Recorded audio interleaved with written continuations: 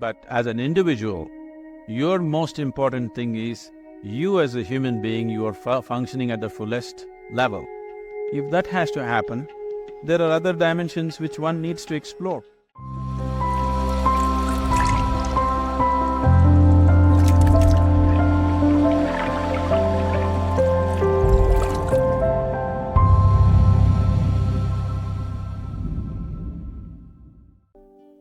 Sir, I am skeptic.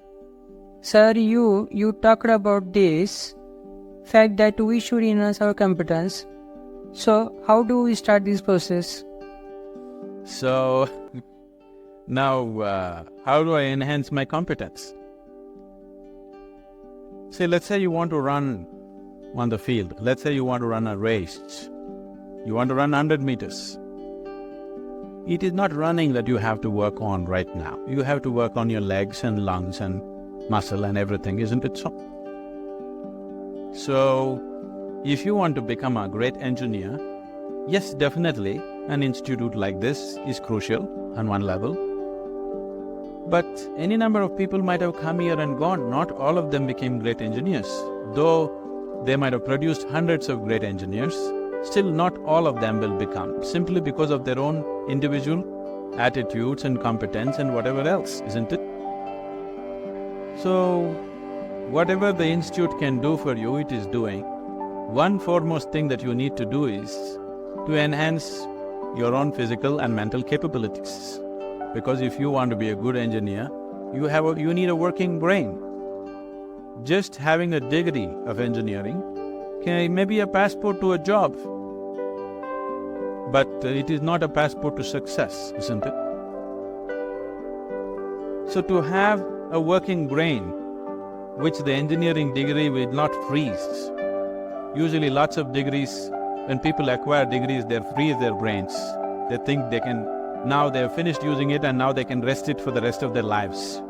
It is not so. This is only to enhance your capability. This is just an organized effort. A school, a college, or institute is just an organized effort towards that, because each individual cannot craft it for himself. That is why an institution. Otherwise, an institution has no other purpose. It is here to just organize that possibility of you striving to be of a certain competence. But that is a mass application. But as an individual, your most important thing is you as a human being, you are functioning at the fullest level. If that has to happen, there are other dimensions which one needs to explore. Unfortunately, though these sciences and technologies for inner well-being have been the mainstay of this culture for thousands of years, today we are largely losing it for various reasons, because we want to imitate somebody else. We don't want to imitate our grandfather Topiwala anymore.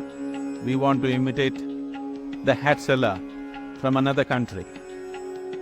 Because of that, we are losing those things, but we should not. We have to bring it back into our lives. This is very much a part of the way the culture itself is structured, that it is all about the human being. See, this is the only culture which talks about, which even an illiterate person in this culture is aware of, that you can actually evolve to another dimension of existence. Even if I go into a village and talk to an illiterate peasant who has not read anything, who doesn't know anything, who has not heard any of this stuff, even to him if I go, he will not ask me, give me a golden horse or something. He'll say, "Enakku mukti venam Swami." He's saying he wants ultimate liberation. Where did this fellow get this? Nowhere else on the planet this is possible. Nowhere else on this planet is it possible that an illiterate person is thinking that he can break his present dimension of existence and go to another place, whatever that place is. So, this was bred into our culture so deep, we should not lose it.